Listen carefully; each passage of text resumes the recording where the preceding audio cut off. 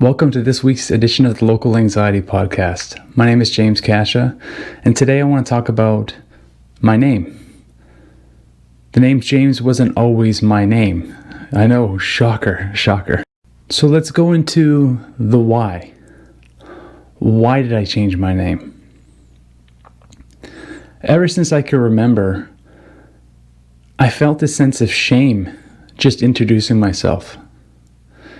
The name had a kind of power over me that I didn't quite understand. It was never for the positive. I just felt like it wasn't my name. Something was off. So whether it be being mocked for it, that wasn't even the biggest problem. I mean, kids are going to make jokes no matter what. That's always going to happen. But there was something about just having to introduce myself and use that name. This sense of shame that would wash over me. It gave me anxiety knowing that I had to say what my name was. So I had to make a choice. And this is later on in life. I finally made that choice. I was probably about 20 years old when I just kind of had enough of it. I needed something new. I needed to do something different. So I decided to change it. And the name kind of came pretty natural, to be honest. I didn't have to think too hard. It was just something that popped into my head and it just felt right. It just made sense. So I chose the name James. And that took a while to get used to. Just changing my name and like changing it in my own head. It felt like a new identity. It's like, well, I no longer was Dion. Even that name has finally started to loosen a little bit coming out of my mouth. For many years, I had a hard time even saying that. I was almost afraid that people would actually find out that was my name. And so when I chose that new name, it felt just so right. And so when I started telling people, hey, I got a new name, of course that was going to be a journey within itself. But that being said, the name change was one of the best things that ever happened to me. It propelled my life forward in a different direction.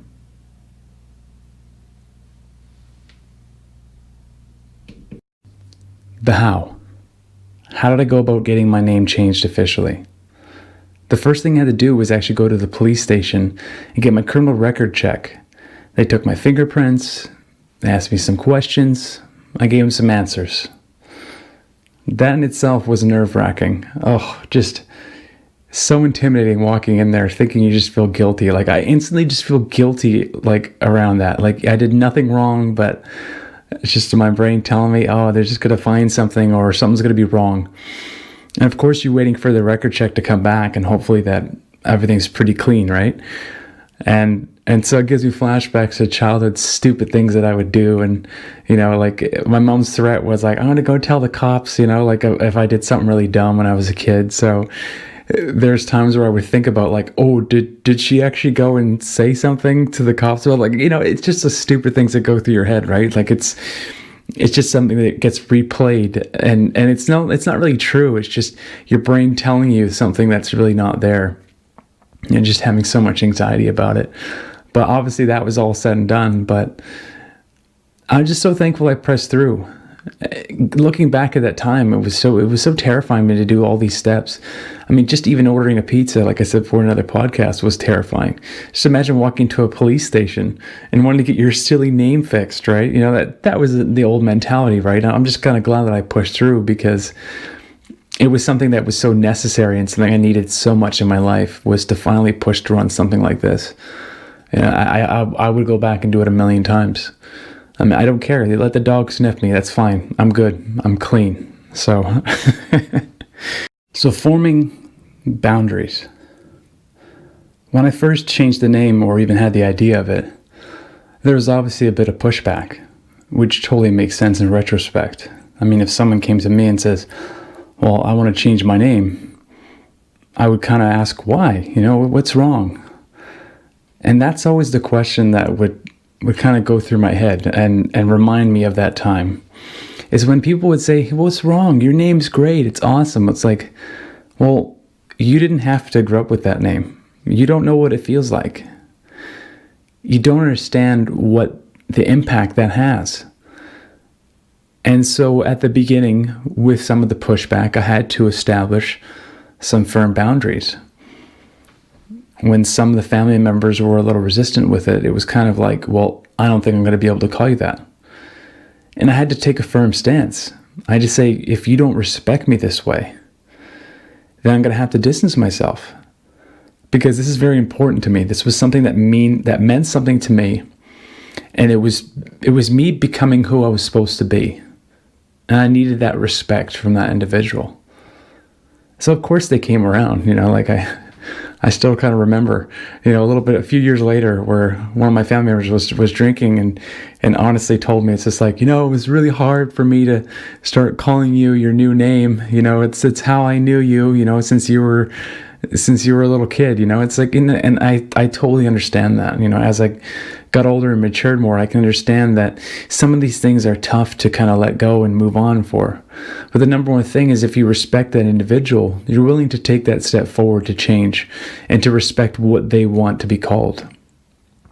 And so that being said, everything's smooth. This is probably looking at about 14 years later now I've had this name. And I'd say only after the last 6 or 7 years have I been fully comfortable with it. It's not foreign to me anymore. I've just introduced myself so many times with the name, and I'm comfortable with it. It doesn't sound funny to me anymore. There's a certain point where it's like when you say your name, when it's new, you don't believe it. You feel like an imposter. It's just, I guess it's that imposter syndrome. And not a lot of people understand that unless they've changed their name. So it's to give you some insight. If you're not happy with your name, don't feel shame around it. You just press through and change it, because this is something you live with. It's more about you. Don't think of anybody else when it comes to that. It really comes down to you own this name and pick something that means something to you. Like I got blessed with it. I mean, when I picked the name James, I had no idea that was my grandfather's middle name. So, and my middle name right now is Charles, which is actually my other grandfather's first name.